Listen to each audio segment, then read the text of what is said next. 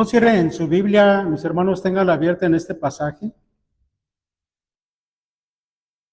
Un pasaje largo.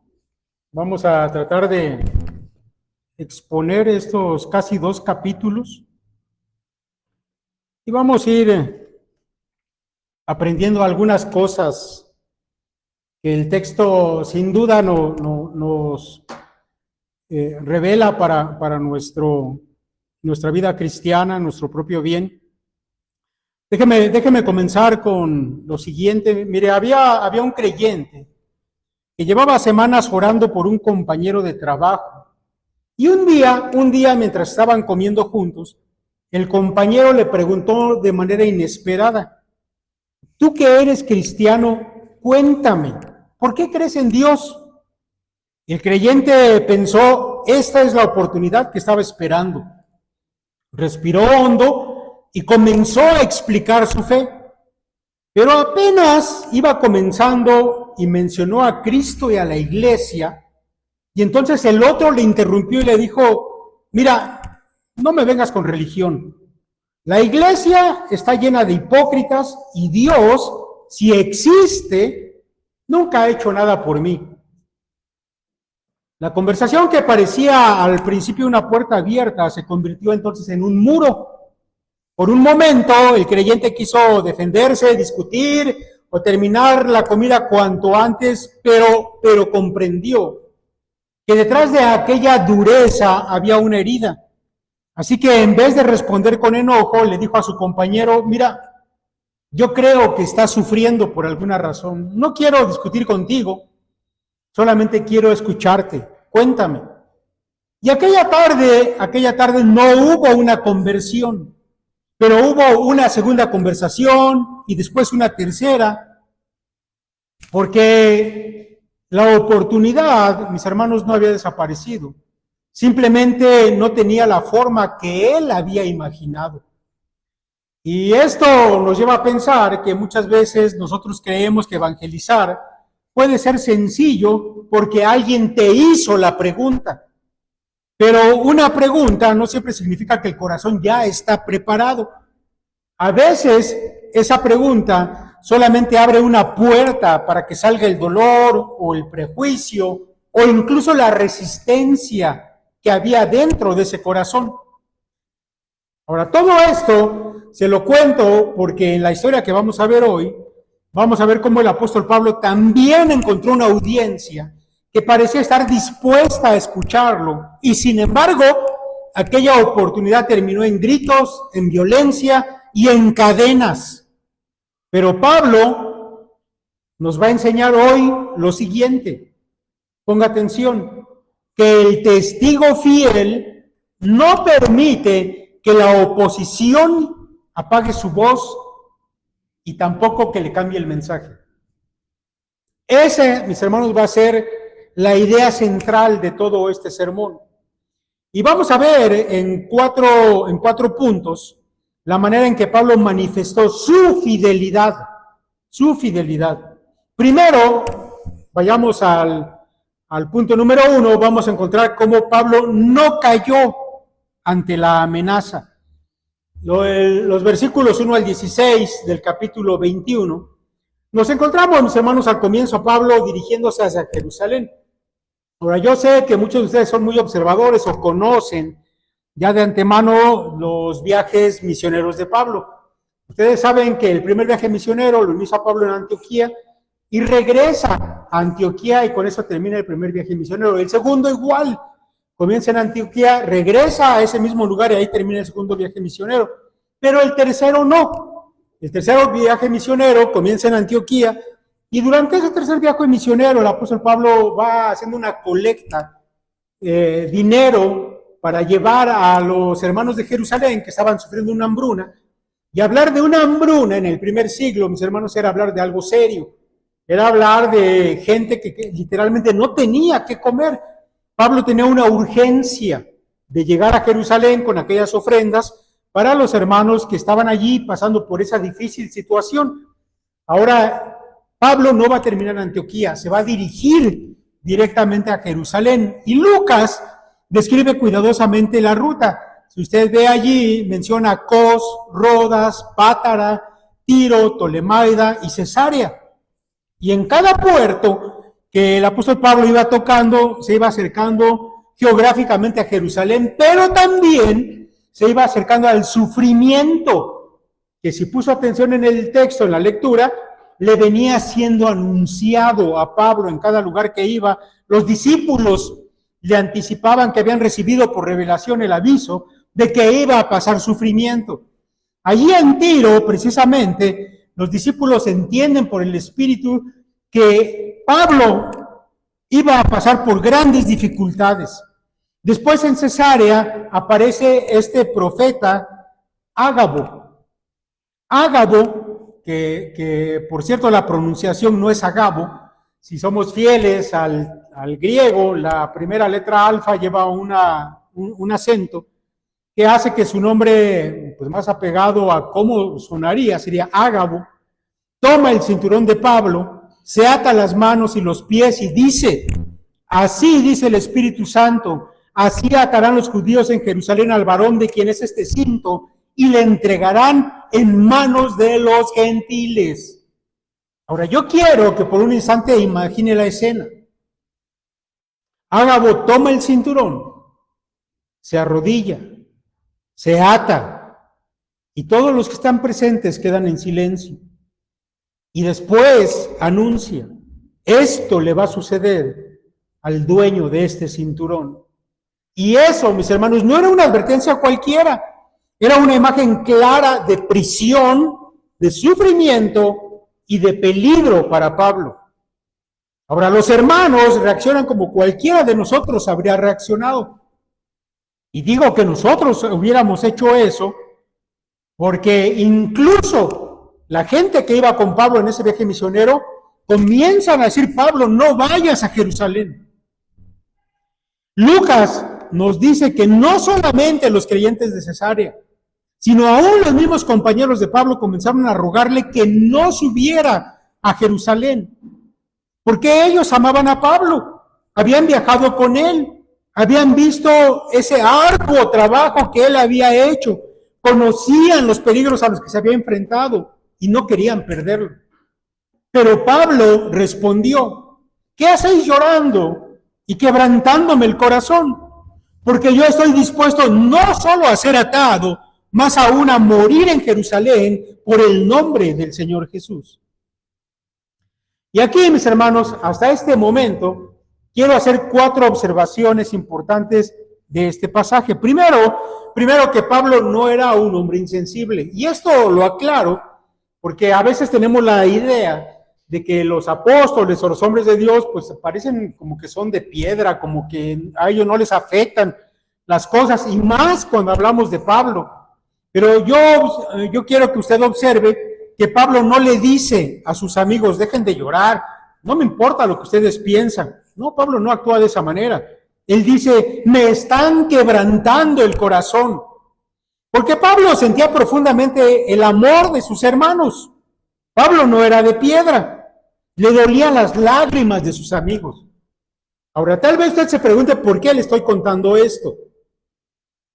Porque Pablo, a pesar de ese dolor que él sentía, de ese quebrantamiento de su corazón al ver las lágrimas de sus amigos, sin embargo, había en él algo que pesaba más todavía en su corazón. Y ese algo era la voluntad del Señor.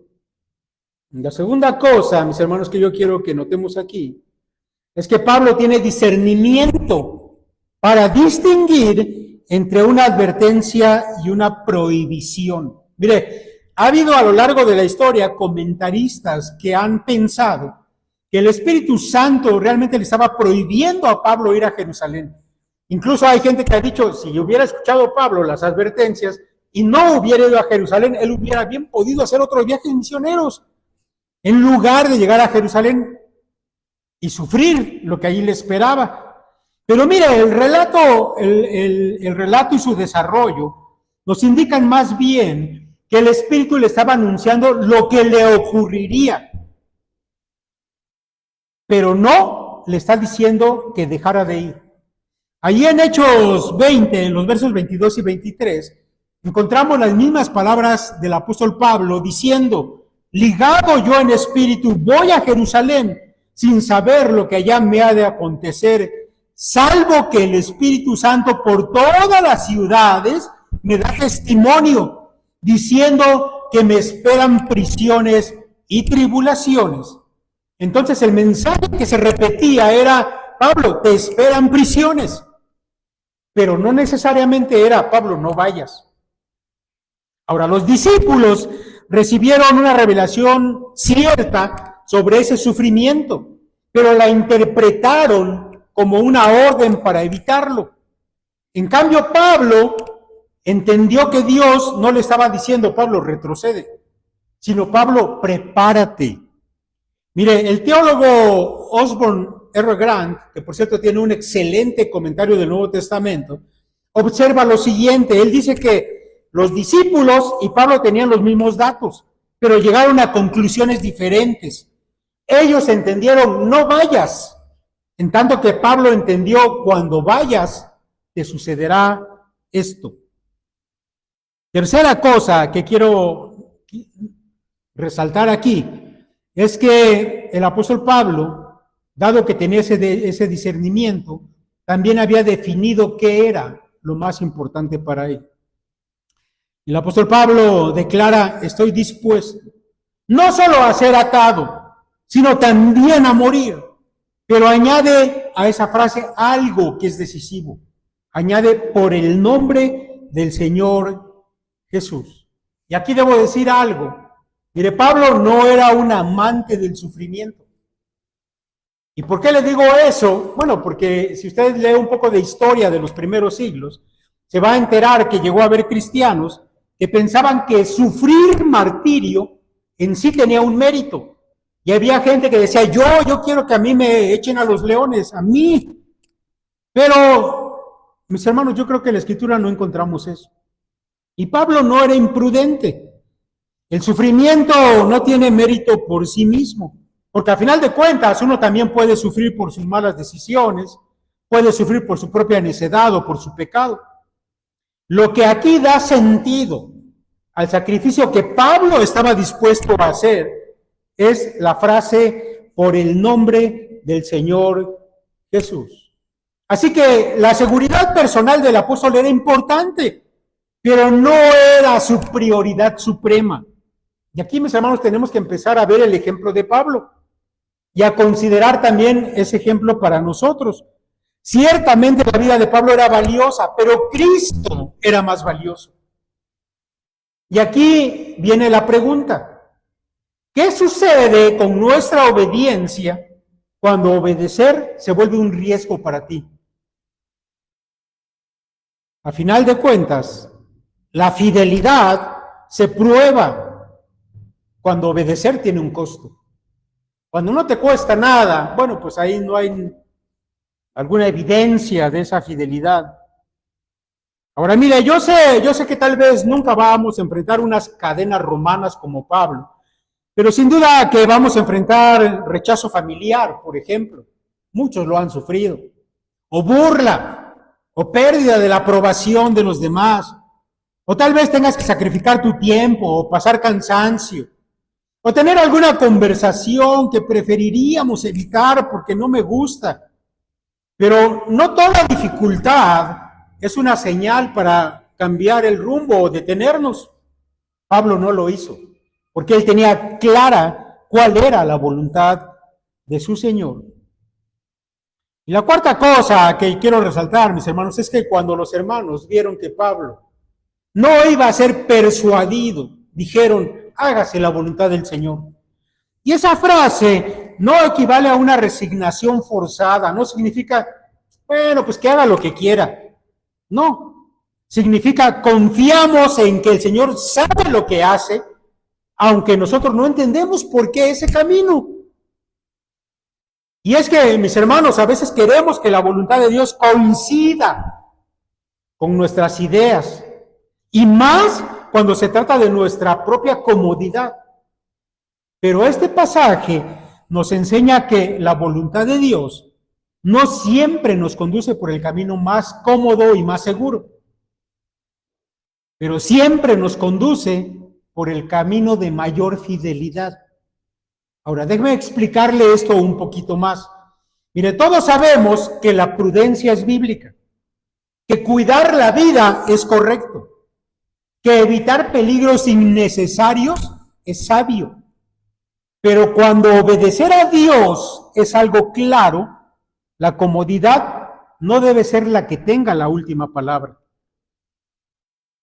Así que quizás usted sabe que tiene que hablar con alguien. Tal vez usted sabe que tiene que pedir perdón. Tal vez sabe que tiene que corregir una conducta. O que tiene que servir en un área difícil que no le es muy atractiva. O tal vez tiene usted que plantarse y sostener una verdad bíblica a pesar de la burla que sabe que le va a venir encima. O usted sabe que tiene que compartir el evangelio con alguien que de seguro lo va a rechazar. Y a veces estamos esperando que desaparezca la incomodidad para entonces obedecer. Pero la pregunta no es cómo debería hacer para evitar eso. La pregunta debe ser, ¿cómo puedo ser más fiel a pesar del costo que yo sé que voy a tener que pagar? Y eso, mis hermanos, lo podemos aprender del apóstol. Porque Pablo no cayó ante la amenaza, porque él había decidido que Cristo valía más que su propia seguridad. El segundo punto, vamos al segundo punto, donde vemos esa fidelidad de Pablo, es que él no cayó aún ante la violencia, sino cayó ante la amenaza. Bueno, ahora vamos a ver a Pablo enfrentándose a la violencia, capítulo 21, los versos de 27 al 40, y vamos a ver cómo ahí Pablo finalmente llega a Jerusalén, y es recibido entonces por Jacobo y los ancianos, y él les cuenta lo que Dios ha hecho entre los gentiles, y ellos glorifican al Señor.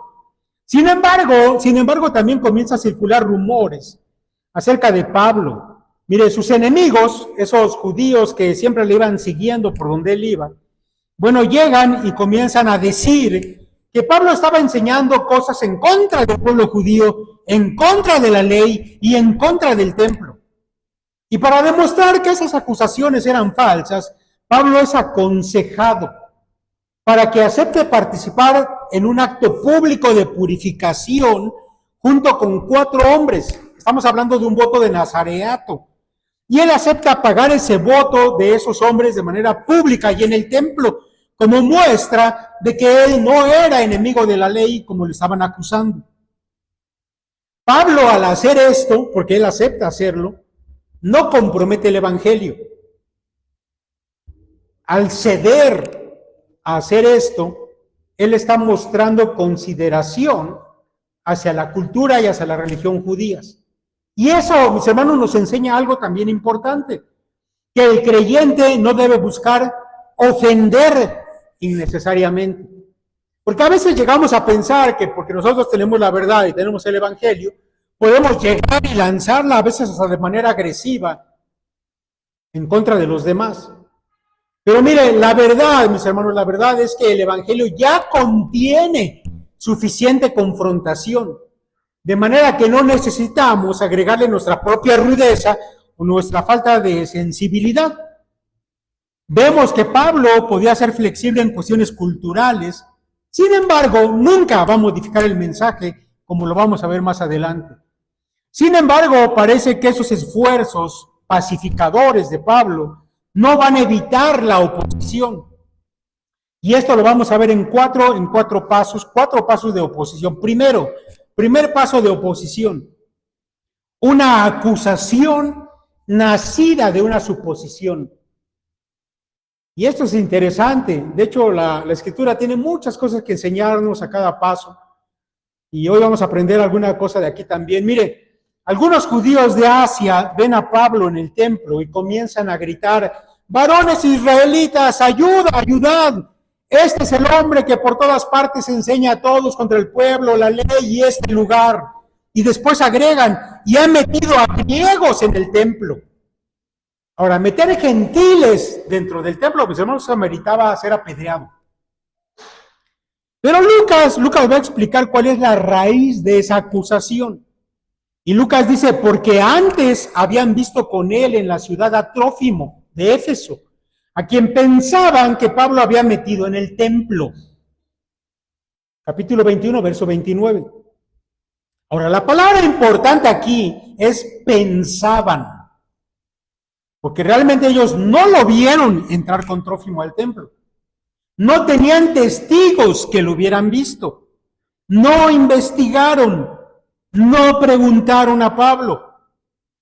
Lo habían visto con Trófimo en otro lugar. Y luego construyeron una historia. Y la secuencia, mis hermanos, de cómo se armó esa historia es sencilla. Vieron algo, supusieron otra cosa, trataron la suposición como un hecho, difundieron esa acusación y entonces provocaron una gran violencia. Aprendemos que el prejuicio funciona de esa manera. La persona que tiene un prejuicio, primero decide qué es lo que quiere creer. Después interpreta cualquier detalle como confirmación. Pero mis hermanos, un grupo de gente puede estar completamente convencido de algo, pero también completamente equivocado. Y esto, por supuesto, puede ocurrir aún dentro de la misma iglesia. Alguien ve una parte de la situación, pero supone el resto. Comenta su conclusión. Otro va y la repite. Y al poco tiempo la suposición ya se presenta como algo confirmado. Yo creo que debemos ser muy cuidadosos. Antes de repetir algo debemos preguntarnos, ¿lo sé o lo supongo? ¿Lo vi o me lo contaron? ¿Escuché a todas las partes?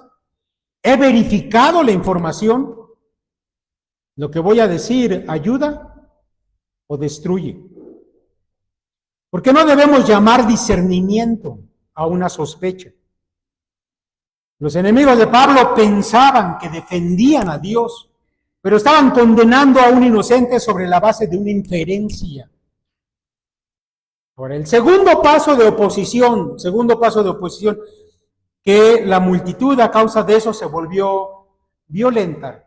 Y Lucas nos lo dice, que toda la ciudad se conmovió y se agolpó el pueblo, y apoderándose de Pablo lo arrastraron fuera del templo y querían matarlo y lo golpeaban y la multitud gritaba ¡muera! Ahora esa escena, mis hermanos, irremediablemente nos recuerda al Señor Jesús. Porque el Señor Jesús también fue acusado falsamente, también fue rechazado allí en Jerusalén, fue entregado a los gentiles y la multitud pidió su muerte. Y ahora Pablo, el siervo de Jesús, de alguna manera recorre el mismo camino que su maestro. El discípulo nunca debe sorprenderse cuando el mundo trata al siervo como trató al maestro. Jesús dijo, si a mí me han perseguido, también a vosotros os perseguirán. De manera que la fidelidad a Cristo no te garantiza la aprobación pública, sino lo contrario. Mire, muchas ocasiones, cuanto más claramente se anuncia la verdad, más claramente se revela la resistencia del corazón humano. Siempre va a ser así. Tercer paso de oposición. Las cadenas de Pablo van a cumplir la profecía que se le había hecho. Mire, es en este momento donde Pablo está siendo arrastrado y golpeado que aparecen los soldados romanos e intervienen. Y el tribuno ordena que Pablo sea atado con cadenas. Y en ese momento se cumple lo que Ágabo había anunciado. Pablo está atado y en manos de los gentiles, tal cual se lo habían dicho. Pero observe aquí la providencia de Dios, porque esto es asombroso. Esas cadenas que parecen una derrota le salvan la vida. Los romanos lo arrestan, pero al arrestarlo lo protegen de la multitud. Mire, a veces pensamos que la liberación de Dios Siempre debe ser como una puerta por donde podemos escapar. Pero en este caso, mis hermanos, la protección de Dios llega mediante unas esposas que se cierran en las manos del apóstol. Y a mí me parece que la providencia tiene formas extrañas. Mira esta comparación. Allá en Hechos 12, un ángel viene de madrugada y abre las puertas de la cárcel y libera a Pedro. Pero en Hechos 21 vienen unos soldados que encarcelan a Pablo y de esa manera lo libran.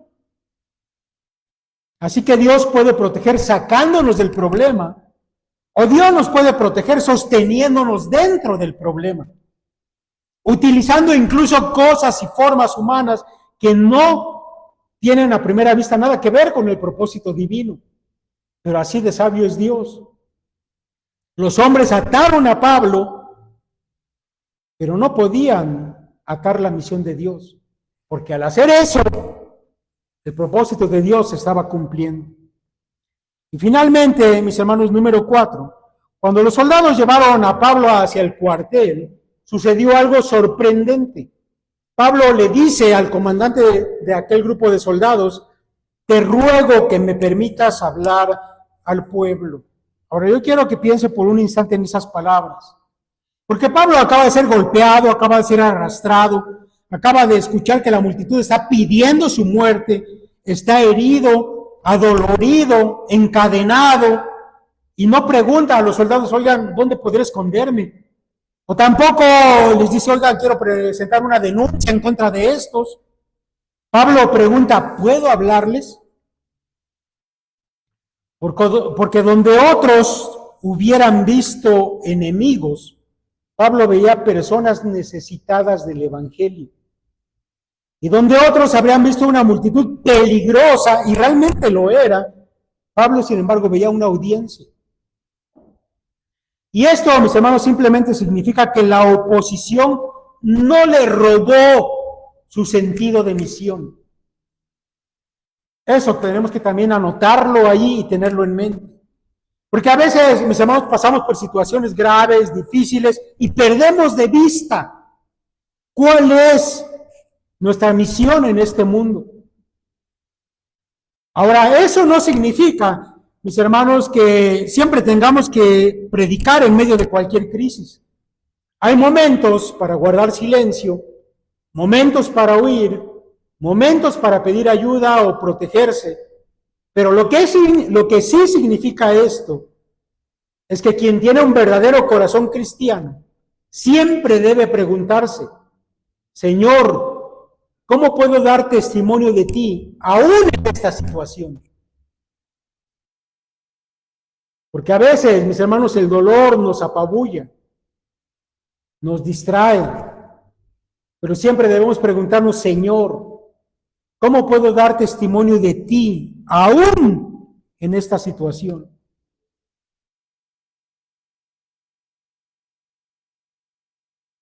Se cuenta por ahí de un fotógrafo que ellos, como parte de tomar fotografías excelentes, tienen que aprender a ver la luz, donde otros a veces lo único que ven son sombras.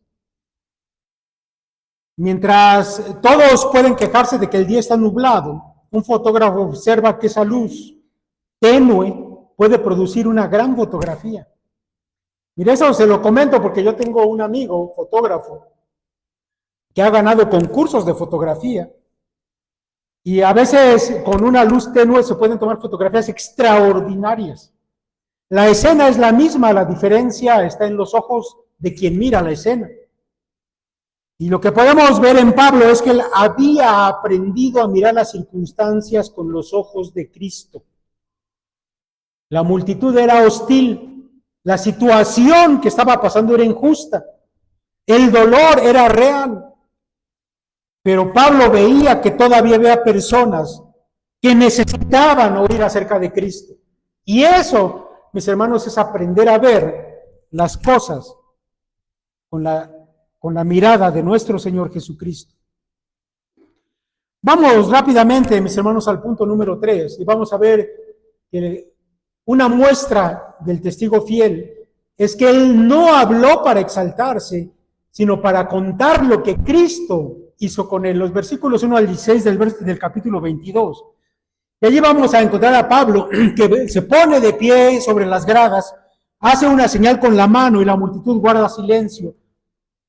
Y entonces él comienza y dice: varones, hermanos y padres, oíd ahora mi defensa ante vosotros. Ahora yo quiero que observe cómo se dirige a aquellos que acaban de golpearlo. Hermanos y padres. No los insulta. No comienza denunciando la brutalidad de ellos. No ridiculiza su ignorancia. Él les habla con respeto. Luego se dirige a ellos en hebreo, o más probablemente, porque el texto griego lo admite, en arameo, que era la lengua que los acercaba culturalmente. Al hacer todas estas cosas, Pablo lo que nos muestra es que él está haciendo todo lo posible para que lo escuchen. Y lo primero, cuando ya ganó la atención de la multitud que cuenta Pablo, lo primero que Pablo va a hacer es contar quién era él. Y aquí yo quiero, mis hermanos, que tomen nota, que pongan atención. Vamos a ver cómo el más grande evangelista que ha existido presenta el evangelio. Lo primero es, él cuenta quién era. Pablo comienza relatando su pasado y dice: yo, de cierto, soy judío, nacido en Tarso de Cilicia, pero criado en esta ciudad, instruido a los pies de Gamaliel, estrictamente conforme a la ley de nuestros padres, celoso de Dios. Y después añade que persiguió al camino hasta la muerte. El camino era la forma en que le llamaban a los cristianos al principio. Y él dice: yo perseguí ese camino hasta la muerte, prendiendo y entregando en cárceles a hombres y a mujeres. En otras palabras, lo que Pablo está diciendo es: yo sé lo que ustedes están sintiendo ahorita, porque yo fui como ustedes. John MacArthur aquí señala que la transformación de alguien que había sido un opositor hostil y violento constituye una poderosa evidencia del encuentro de Pablo con el Cristo resucitado. Eso es verdad. Mire, algo muy grande había tenido que ocurrir para convertir a ese perseguidor en un predicador. Entonces Pablo comienza contando lo que él era y se identifica en eso con su audiencia. La segunda cosa, después de eso, que Pablo hace, es contar cómo Cristo lo detuvo en ese camino que él llevaba. Y Pablo dice: pero aconteció que yendo yo, al llegar cerca de Damasco, como a mediodía, de repente me rodeó mucha luz del cielo. Y usted sabe lo que pasó después. Cae al suelo y escucha una voz: Saulo, Saulo, ¿por qué me persigues? Y Pablo pregunta: ¿quién eres, Señor? Y la respuesta cambió su vida. Yo soy Jesús de Nazaret, a quien tú persigues. Ahora, aquí, mis hermanos, yo debo llamar la atención a algo. El centro del testimonio de Pablo no es su propia experiencia emocional, sino es un encuentro con una persona, con Cristo. Porque a veces cuando contamos nuestro testimonio, y como estamos hablando de nosotros, el asunto tiende a ponerse emocional y nos volvemos el centro del testimonio. Y terminamos diciendo: bueno, es que aquí encontré paz, aquí me siento mucho mejor, la religión realmente me ayuda. No, el centro de un testimonio siempre debe ser: Jesucristo me confrontó, me mostró quién es Él y me reveló quién era yo. Porque Saulo creía que Jesús estaba muerto, pero Jesús le habló. Saulo creía que los cristianos eran enemigos de Dios, pero Cristo se identificó con ellos cuando dijo: ¿por qué me persigues? Saulo creía que estaba sirviendo a Dios, pero descubre que estaba luchando con Dios. Había un celo que parecía espiritual y sin embargo estaba equivocado.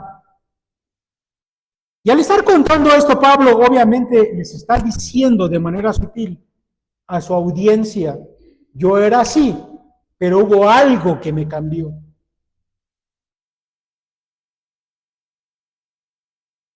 En un solo momento, la luz de Cristo expuso las tinieblas que había en ese hombre que había sido un perseguidor. Y entonces lo tercero que pasa a contar Pablo es, o hablar ¿de qué? Del señorío de Cristo. Pablo dice, ¿qué haré, Señor? Pablo pregunta, ¿qué haré, Señor? Y esa pregunta revela que hubo un cambio en Pablo. Antes, Saulo se dirigía a Damasco con autoridad para decirles a otros lo que tenían que hacer. Pero ahora está en el suelo preguntando a Jesús, ¿qué debo hacer? Antes Pablo era el que gobernaba su vida, pero ahora reconoce que Cristo es el Señor. Algo que muestra un cambio es quién gobierna tu vida. Y una verdadera conversión produce esa rendición, Señor, ¿qué quieres que haga? Así que, mis hermanos, cuando tengamos que presentar nuestro testimonio, no tiene que usted tener una maestría de teología, ni tiene que conocer toda la Biblia, al derecho y al revés. Usted puede explicar el Evangelio con sencillez. Y Pablo aquí nos pone el ejemplo de cómo ser fieles presentando el Evangelio. Primero, ¿cómo era tu vida sin Cristo? Segundo, ¿cómo llegaste a comprender quién es Cristo y qué hizo? ¿Qué hizo Cristo en ti? Y tercero, ¿cómo Cristo ha comenzado a transformar tu vida? No necesitas tener una historia extraordinaria, porque no todos fuimos derribados por una luz camino a Damasco, ¿verdad? Algunos fuimos alcanzados desde que éramos pequeños, muy niños. Otros escucharon el Evangelio durante años antes de poder siquiera acercarse. Otros llegaron a Cristo en medio de una crisis. Lo importante no es tanto la historia, lo importante es que sea clara y que Cristo esté en el centro de esa historia. Entonces, mis hermanos, este es un ejemplo de cómo presentar el Evangelio. Ahora, el testimonio cristiano, mis hermanos, no anuncia lo extraordinario que somos, sino la gracia extraordinaria que nos encontró. Pablo, cuando tuvo que hablar, no se exaltó a sí mismo. Habló para contar lo que Cristo había hecho con él. Por eso él es un testigo fiel.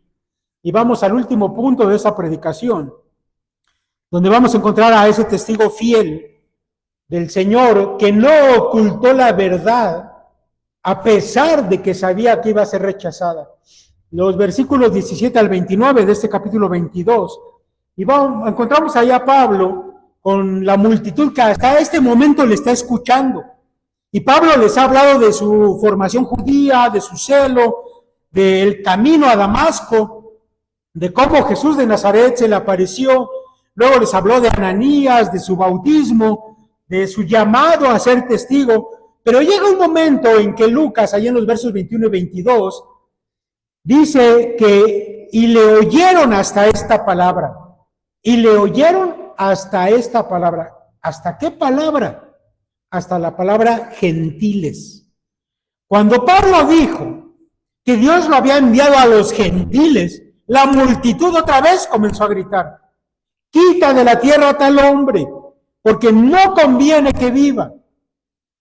Ellos habían escuchado todo lo anterior, pero no soportaban la idea de que la gracia de Dios alcanzara a los gentiles sin convertirlos primero en judíos. Eso es lo que ellos querían. La palabra gentiles tocaba el orgullo religioso de la multitud.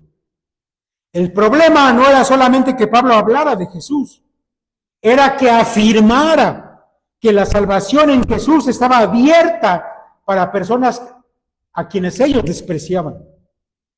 Ellos querían un Dios que bendijera a su grupo, a los judíos, pero no querían un Dios que mostrara misericordia con sus enemigos. ¿Se acuerdan de Jonás? Bueno, así. Porque a las personas les gusta la gracia mientras piensan que la merecen más que otros. Pero la gracia de Dios, la gracia bíblica, dice que el religioso necesita salvación, que el inmoral necesita salvación, que el que se cree muy respetable también necesita salvación, que el criminal, por supuesto, necesita salvación, que el rico necesita salvación, que el pobre también la necesita. El judío y el gentil necesitan al mismo Cristo. No hay una categoría de pecadores demasiado mala para la gracia, y tampoco existe una categoría de personas tan buena que no necesiten la gracia. Y el apóstol Pablo no elimina la parte incómoda. Parece que hablar de esa gracia para los gentiles era algo incómodo y Pablo lo sabía. Pero él no cambió su mensaje. Y eso es lo importante de este punto. Pablo sabía que esa misión a los gentiles iba a ser algo sensible para la multitud que le estaba oyendo, que ya lo querían matar. Y Pablo bien pudo haber terminado su discurso antes, y él pudo haber contado su conversión y omitir esa comisión que le había dado el Señor. Él pudo haber dicho, bueno, creo que ya me entendieron, hasta aquí no vamos a tocar otros temas delicados. Pero Pablo no hizo eso. Él, como ya lo hemos dicho, no buscó provocar innecesariamente. Había hablado con respeto, en el idioma que ellos entendían, usó categorías que ellos comprendían. Y sin embargo, cuando llegó el momento de decir toda la verdad, no la ocultó. Porque el testigo fiel, aunque no provoca innecesariamente, sin embargo, tampoco recorta el mensaje para conseguir aprobación. Y eso, mis hermanos, debería ser una constante para todo cristiano y para toda iglesia. Podemos hablar del amor de Dios, pero a veces evitamos hablar del pecado. El pecado ofende. Podemos hablarle a la gente de esperanza y evitar hablarles del arrepentimiento, porque a la gente no le gusta que le digamos que se tiene que arrepentir. Podemos hablar de Jesús como ayudador, pero no como Señor al que te tienes que sujetar. Podemos hablar de bendición y de cómo Dios ha derramado bendiciones, pero no hablamos de juicio. Y decirle a alguien que va camino al infierno, bueno, no todos se atreven. A veces queremos que el mundo escuche y eso es correcto. Y buscamos que haya claridad, que haya respeto. Pero a veces, mis hermanos, terminamos presentando un mensaje recortado para no ofender a la gente que está escuchando. Mis hermanos, la fidelidad no siempre va a producir una respuesta favorable. Y aquella multitud que estaba escuchando a Pablo no se convirtió.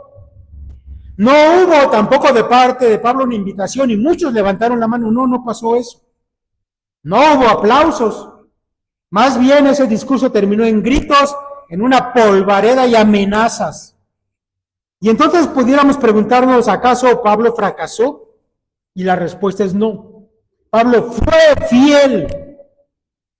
El éxito del testimonio no se mide únicamente por la reacción de los oyentes.